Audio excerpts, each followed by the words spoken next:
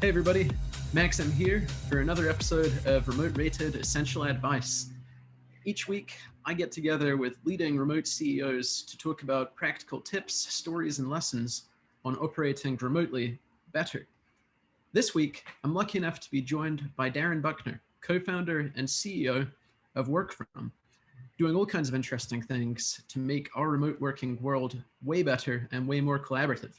So without further ado, I'll give the mic to the man himself and let Darren introduce himself and a little bit about what they're building and working on every day with Workfrom. Thank you, Maxim. I appreciate it. As you mentioned, my name is Darren Buckner, and I am the co-founder and CEO of Workfrom.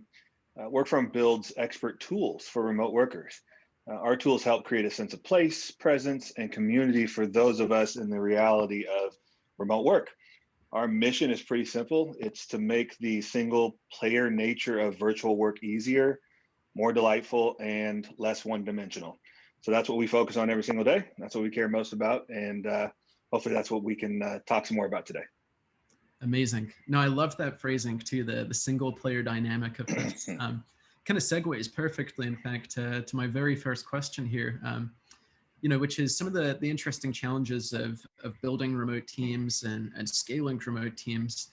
And I'd really like to zoom in on that kind of single player challenge. I think it's a common experience that many of us have, even when we're doing this really well, is that, it can be a lonely experience when you're working from home. So I'm curious kind of, what challenges you guys have seen, like how do you kind of look to debug that sense of loneliness or, minimal collaboration, with your own remote team or others you've worked with? Yeah, that's a fantastic question. It's something that I think, as you mentioned, we all grapple with if we've been doing this for some time, and even if we are new to this, we can understand that this is very much a individualized experience for most of the time, and then of course we connect with teammates if we're lucky enough to push forward a mission. So some of the things that we've done, it all starts with trust first. I mean, I want to emphasize that everything, in my opinion, good in remote work comes from having a layer of trust. I should say everything good for remote teams comes from a source of trust. And so you work to build that first. And it's amazing how much people can feel connected when they trust each other.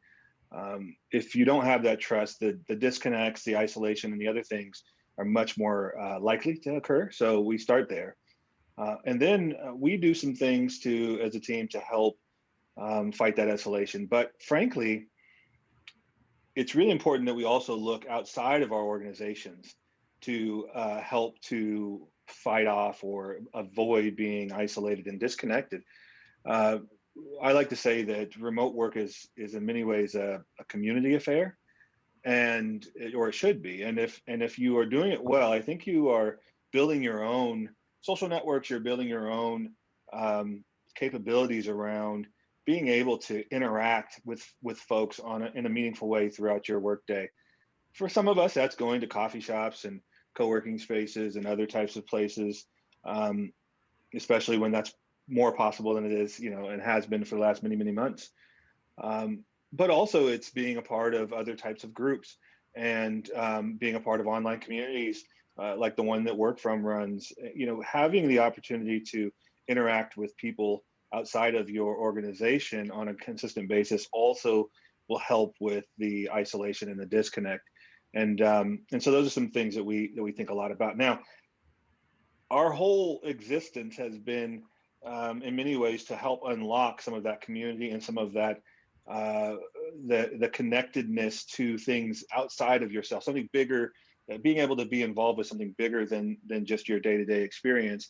And our most recent product that we are in beta right now with is a way to create a sense of personal place and have others come, drop in, have others stop by, be able to go to other people's personal spaces. Now, these are virtual, but it does a lot of the same has a lot of the same sort of benefits as if you were to be in the same building or same room as others.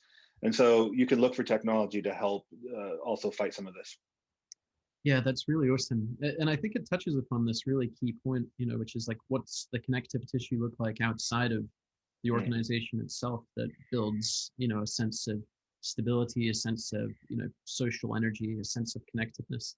Sure. I kind of relate to it with a personal experience where my very first remote job, was kind of by accident. And I ended up working in this coffee shop on a daily basis, most days, because I just loved it there and made a great friend there. And, I never really realized until I no longer had that for some time, how impactful that was, having this guy who, if I was super busy and stressed, it may just be like, hey, how's it going? Give a quick fist bump. Other days, both of us have some free time. We'll sit down and chat for half an hour, 45 minutes, and make such a huge difference. So that connectedness is so key. Yeah. Something I'm curious to ask you too. You're in one of the somewhat unique positions, being someone who's been kind of leading the remote charge before it was cool or before it was necessary in many ways. Sure. And I'm curious kind of what got you kickstarted on this road. Like, what was life like for you before you dove into this? And was there any particular set of experiences or kind of waking up moments or awareness that stimulated you to be like, what, this is what I would like to be looking into now? Yeah, without going too much into too far back into my history, I was lucky enough to start working remotely pretty early on in my career as a software engineer. So most of my career, or previous to Workfrom, and even obviously in Workfrom, I still build software, or have for some time. But before that, I worked as a software engineer for a number of other companies, and it was more possible to work remotely as a software engineer earlier, a decade ago, than I think certainly other professions. So I was able to start working remotely pretty early in my career, and it was game changing. What I realized is that I was doing a lot of my best work for the company that I was working for, or the companies that I was working for over this period. I was doing a lot of my best work at 8 o'clock at night. Sometimes that would lead into 2, 3, 4 in the morning. I was in a zone. I was able to find my sort of flow state outside of the normal 9 to 5 hours, where I was likely to find it, and it was really hard for me to sort of make that happen between 9 and 5. So remote work just fit for me a lot better. It allowed me to craft my workday in a way that was conducive to me doing my best work, my very best work. And that was game changing, because my work has always been quite meaningful to me. And so I felt just more productive. I felt more connected, and I felt more able to do the kind of work that I wanted to do. It was more meaningful. So when I got a taste of that, I knew that this was something I always wanted, right? It was something I didn't want to change. I wanted to continue to work this way. But it wasn't until that I moved back from Los Angeles to Portland, Oregon, which is where I'm originally from and where I am today. It wasn't until I moved back that I realized there are so many of us now working this way. I was going around the city, and I was different coffee shops and cafes and co-working spaces, and I just realized just so many of us working remotely, and there were still so many challenges yet to be solved. And the entrepreneurial, spirit inside of me looked at some of those and thought, I can help.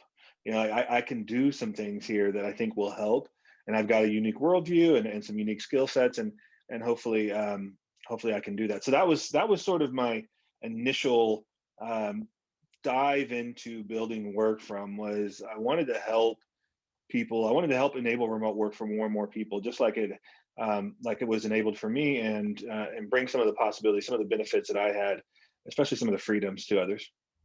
Yeah, no, I think it's really well said. And something I'd love to kind of double click on there a little bit, is this idea of, flow states for everybody don't happen on set schedules, right? Like some people are, as you mentioned, way better early in the morning, others later in the evening. It doesn't stay in that 9 to 5 framework for nearly all of us. And I do think that's one of the best parts about true remote work, especially when it's done right, is it allows people to figure out what does work for them. And I'm curious, kind of as a CEO leading, a remote team, what things you've done, or, what's worked to kind of get people to feel comfortable with that and to kind of maximize that, as far as, setting some kind of hours, for instance, or maybe not, or, driving sync versus async. Like, I'm curious how you've thought about kind of introducing people to this idea and really maximizing it. Well, I think it starts by being an example. right? So I try my best to be an example of what's possible is by showing my teammates how I work, and by match or patterning what I think is valuable for myself. I hope that it then is able to make people more comfortable, and again trust that they have a similar opportunity. It starts there. So you definitely want to lead by example. I think that's a great thing to do in all ways as a leader, and that's whether you're part of a remote team or not. Um, but it also comes down to setting the right culture and the right tone early on for folks. We work really hard to make sure that it's super clear in the beginning that you're here because you're here. You're part of this organization. You're part of this team because you have what it takes, and we want you to be here. But you're in charge, right? You get to be in charge of you. And the way this is going to work really well for all of us is if we each take that responsibility seriously, and we make the most of it. So that starts from day one. And again, we back this up in our own examples of how we work, but we encourage all kinds of opportunities to craft your day the way you want it. And these it's about choice. Now we give people the choice. We don't necessarily say you've got to do any of these things, right? Again, it's up to you, but we want you to make sure you have that choice. And then when you do need to make some choices, whatever they are, we will fully support those. We'll back you. We will celebrate it. Again, part of the culture. Lots of high fives and lots of like, oh, this is amazing. If somebody comes and says, today's not going to work, I've got to go do 4 of the things, and I'll see you tomorrow. Then we say, awesome, excited that those 4 things are going to get done, and we'll see you tomorrow, right? I mean, you have to walk the walk and talk the talk, or talk and then walk the walk. So anyway, I think it's all about the culture. It's starting from a place of trust and leading by example, and then ultimately you have to reinforce that choice by celebrating those choices when they're made. Yeah, really well said. And it touches upon, I think a topic that everyone's always thinking about when it comes to remote team building, which is this idea of kind of team rapport and team culture. And I'm curious if you guys at Workfrom, if you've kind of come up with any tips or tricks or activities, like things Sure. that you've done to kind of build a sense of connectedness and kind of have fun together, get team rapport going. Curious, Absolutely. curious what you found. Yeah, absolutely. And I'll say also that it's constantly evolving. As you get more and more people involved in an organization, it's appropriate for you to be more and more nuanced about these things. And frankly, the biggest gains come from personalized experiences that that have empathy for the individual and not just the entire group. So it's constantly evolving. We're constantly, rethinking, reconceptualizing, doubling down on things that are working, adjusting things that maybe aren't, introducing new things. Some of the things that we've introduced that we're still doing and that work pretty well. We have something we call squad talks, and squad talks are an opportunity for us to learn something from our teammates that we might not otherwise have because of the nature of how we work. We're far apart, and so there's few opportunities to sort of learn more about each other.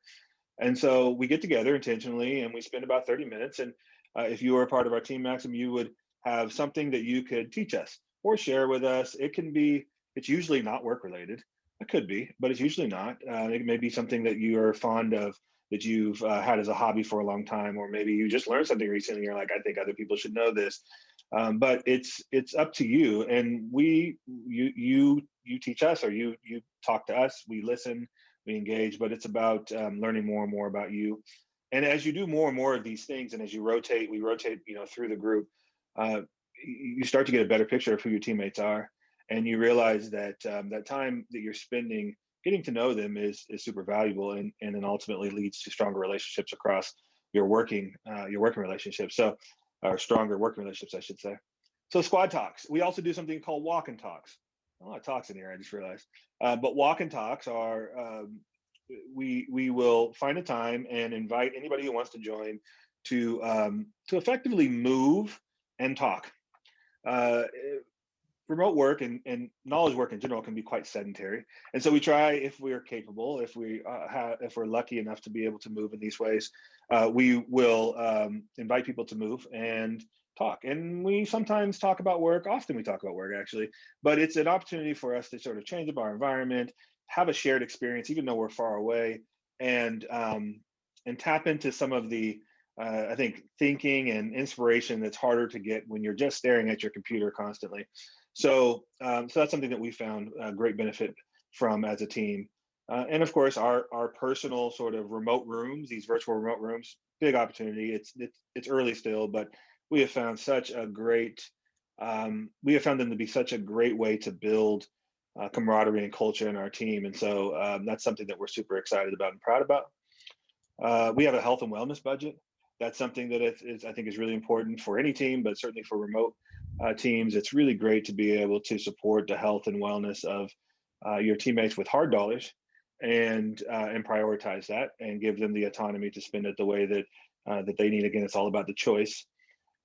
We consistently look for gestures of gratitude that we can engage in, and often those are personalized experiences, right? So we think about what it is that one teammate might really enjoy, and then we'll invest in that. But it's just to show our gratitude and to show that that we are ecstatic about them being a part of what we're all doing. And then I mentioned, really just leaning into finding the personalized experiences that make people feel as if they are a part of something bigger, as if they, have a team, even though they might not be able to see them in the same ways as they would if we were all co-located.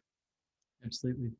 No, it's all really interesting, and I see kind of a common thread through all of that, which obviously gets back to kind of your foundational point about trust, which is this idea that, if you're proactively building opportunities for team members to connect, and share things about themselves, that gives depth of understanding. It's like, Darren isn't just this guy Right. I know at work, but he's got these interests and these passions, and I think like that knowing provides a foundation for trust, and in turn that trust naturally provides for better collaboration, more honest conversation, more vulnerable meetings that cut towards the core of things. So I think that's really, really important. Well, people don't work with apps. They work with people, right? And at the end of the day, the tools in which we work with each other are important, but they are not the end game. The end game is to continue to work with people, and we are complex, and we we are at our best when we're seen, when we're heard, and when we're connected. And the apps, the tools, these are things that help with some of that, but not all of it. And so you have to be really intentional to make sure that that you don't stop there. You don't make everything super one-dimensional, super transactional. You gotta care first about the people on the other side of the laptop, but on the other side of the camera, right behind the laptop or in front of the laptop, however you want to look at it. That's where you start, and then you find the tooling to augment that. Yeah, no, I think that's so true. It's so true. And I'm curious, you've had the pretty cool experience of having been a remote contributor at someone else's company, and now you've obviously got your experience of being a remote CEO of a remote company.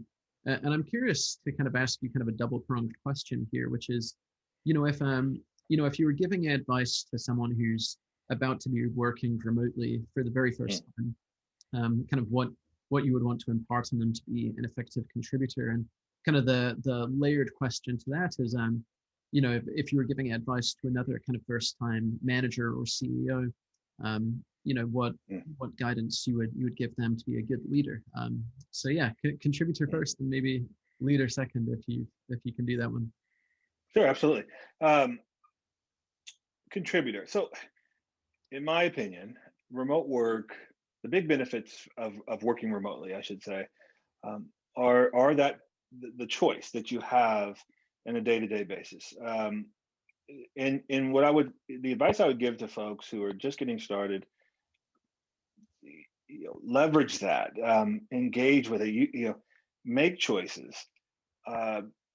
Don't put yourself inside of a box in how you work. Push some of your boundaries. Find new ways that might unlock something really important for yourself, change up your environment, travel, move around, do things that maybe somewhat unorthodox for maybe where you've come from, but or that your previous working style, but really see if there's potential for betterment, right? For personal betterment and to really produce better outcomes for yourself.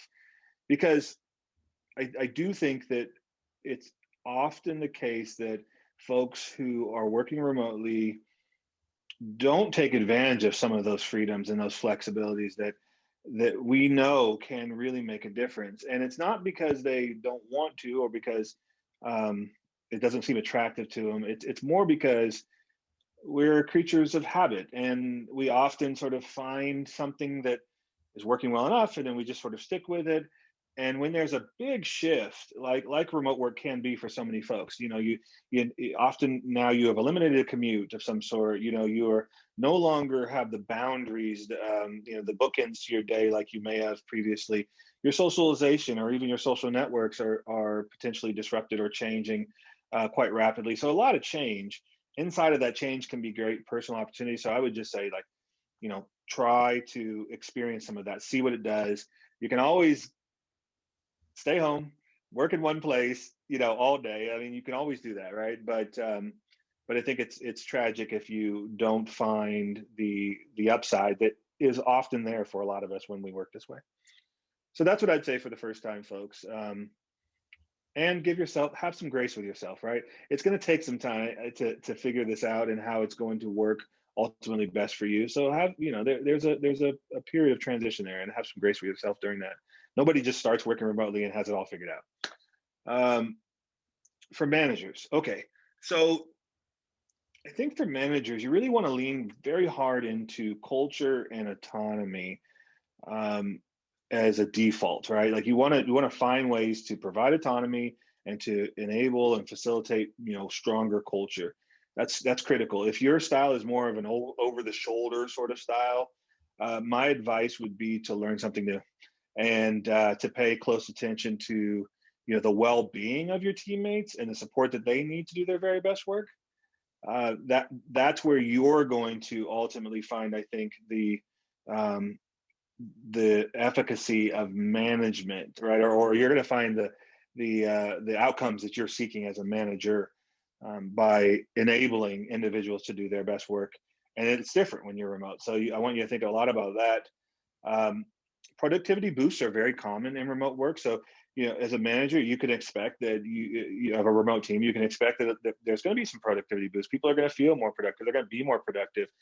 There can be a little bit of a dark side to that. That could be because people are just working more, working longer, right? They're not taking breaks, and that's certainly something you don't want to sort of bake in. So that's why the culture piece is really important to figure out how you make sure that people don't overwork. But there are these things you really want to avoid that are toxic and can ultimately be very costly for your company. And we talked about some of these. This is the isolation, the feeling of being disconnected. Those two are the ones that that bucket is what you want to make sure as a manager you're really trying hard to steer away from. And it takes a lot of work. You got to constantly be on it, and you have to be checking in. You have to be getting the pulse. You have to be doing a lot more, I think, asking a lot more questions and doing a lot more listening. So that would be my advice for a remote manager. Think about your people first, even before the bottom line, and work really hard to enable people to do their best work, no matter where they are, no matter when it is, and understand that that's going to be different, potentially different for everybody. So be ready to not have that layer of control where you can, put people into boxes. It's just not going to work. Yeah, no, I think that's really well said. And it reminds me too of an experience I had where my very first remote job, and it speaks to the criticality of trust, where my very first remote job, I had a great manager, really great manager, and he gave me that exact guidance. He's like, hey, you don't need to be sitting on your computer 9 to 5 to do this job really well. He's like, you should embrace the fact that, you can go do a workout class in the middle of the day. Go do those things. He really implored me to do it. But I was young enough at that time and didn't necessarily have the trust, with the company where, I wasn't sure. I was like, is this going to get me in trouble? Is this going to somehow mess something up? So in hindsight, I did exactly what a lot of people do. And with that mistake, you end up kind of babysitting an inbox for an hour Yeah. pointlessly when you're like, oh, I could have totally, you know, had a great quality of life, and still excelled in my job and probably done better, because I had given myself that break. So yeah, I think Yeah. that's the key. I think it's a fantastic example, and I want people, again, I want people to give themselves some grace, because if a lot of us are very passionate about our work and we want to do it, we want to be engaged, we want to be locked in and in that flow state. It feels good. It's a good feedback loop, and it's important for us, in our careers as well. But it's a double-edged sword, right? You got to be you want to make sure that you're not stifling the ability to do that even better by not exploring some of the opportunities that you have when you do have more flexible work days, when you do have more freedom. What you might just find, and I think you will come back to me and tell me if you do, but what you might just find is that flow state, when you find it, is that much better. Because you've got that workout in when you wanted, because you took that break when it felt like appropriate, because you didn't fight through 2 hours of tired after lunch and you just went ahead and took a nap, and now you're fresh and you're in that flow state, and it's beautiful. So yeah, have some grace with yourself, try some things, and you'll get there. Yeah, so important, so important.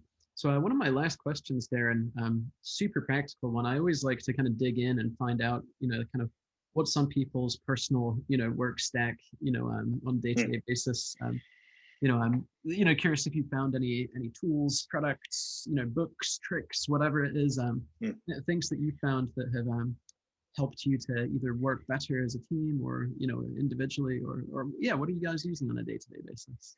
Well, I feel like there's so many, and again, that's constantly evolving. But there's some staples for our team, some products and services that we use. They won't be surprising. Well, the first thing that's essential to us is Workfrom, and what the tools we built there. I think our team, we'd be lost without some of the opportunities that we have with the things that we built. But Slack is an important tool for us. And again, there are alternatives. So if you're listening to this and you're thinking, well, we use something that's similar to Slack, whatever that, there's alternatives. But a Slack, type app, I think is really great for information flow and a remote team.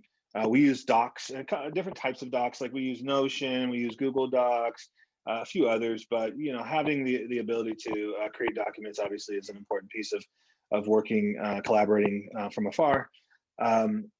Critical for us also, some sort of a formal video conferencing tool. Do a lot of interfacing with folks outside the organization, but that are good for organizations, something like this, in fact. So you want to be able to have those kinds of engagements as well. And I mentioned earlier, we do like health and wellness budgets, so having like a virtual credit card available that you can give to employees, I think is always a good thing. Beyond that, there are a lot of, I'd say, rituals and practices that we've developed, and some of them are very personal, some of them are more team focused. But personally, I try my best to win the morning, I call it. So I try to have a period in the morning where I make sure that I get in some things that are important to me, so that if nothing else really goes, fantastic that day, at least I feel quite accomplished. I got some exercise in. I ate a great breakfast. I had some time to maybe read about something that's interesting to me, or engage in some other kind of activity that again is stimulating. And now when work comes, again, I've already won the morning. That's just a personal ritual, but look for these kinds of things. Try to own your time, and do look to create rituals. I think that's, if there's one last thing I can sort of put out there, it's rituals are really important, and they're very important in an office setting as well as outside of an office. So the rituals in the office are less apparent to us often because they're sort of built in. They've been created in many ways for us, and then we engage with them. But when you have to start from zero to get to one, and you're creating your own rituals as a team or as an individual, it's still very, very important to do it. So it's harder, but it's still very important to do it. So think a lot about creating rituals for yourself, and you'll find that that most of the things that are difficult can be helped by having some really solid rituals. I love that phrase too. Win the morning, and it reminds me of one of my favorite books that I think a lot of people have heard about too. I forget the name of the book, but it was authored by Admiral McRaven. And he basically just talked about like the importance of start the day by like making your bed really well. Yeah. And it's like a small win. And check something off the list, and it's like this idea of momentum building. So yeah, and it's a ritual. It does something for us, especially in aggregate. We are creatures that really work well with rituals and habits, and when we find things that we can just sort of do without having to think too much about, and again, a lot of that's built in other work styles. With remote work, you got to do a lot of that for yourself. So really important. Don't miss that. Otherwise, the rituals will be created somehow for you, and you might not like them. Yeah. So try to own that. It's really well said. Really well said. So to kind of wrap things up, certainly want to make sure we get an opportunity to share with our audience, where they can find you, where they can find your company. Sure. The shameless plug moment to wrap things up. Okay. Well, if you're working remotely, you should know about Workfrom. There's no doubt. In many ways, we're innovating on the next level of remote work. So we're moving past information flow and being connected to each other through document sharing and screen sharing, things like that, into actual people flow, which we believe is the next level of innovation. So come and enjoy us. Come and be a part of what we're doing. Go to workfrom.co. That's how you'll find most of the things that we're doing. If you want to get in touch with me personally, would love to. You can find me on Twitter at Darren Buckner. So just at my full name. DMs are open. Happy to engage there. And also I'm very active in our community. So if you join our community and you're a part of some of the experiences there, you will likely see me often, maybe more often than you'd like. but those are the best ways. So again, workfrom.co is where you'll find most of the things that we're doing, and find me on Twitter at Darren Buckner. Awesome. And I can certainly vouch for that. That's of course the amazing way that we were able to get properly connected is the miracle that is Twitter. So that's right. Thank you very much. Fantastic. Well, thanks so much for joining me today, Darren. This was an awesome conversation. I hope all of you enjoyed this very much. I know I certainly did. Check them out, workfrom.co. As always, join me next week where I will be keeping this conversation going, finding more interesting ways to do this better, work remotely more effectively and more collaboratively. So I hope you'll join me next week, and I'll see you there. Thanks so much.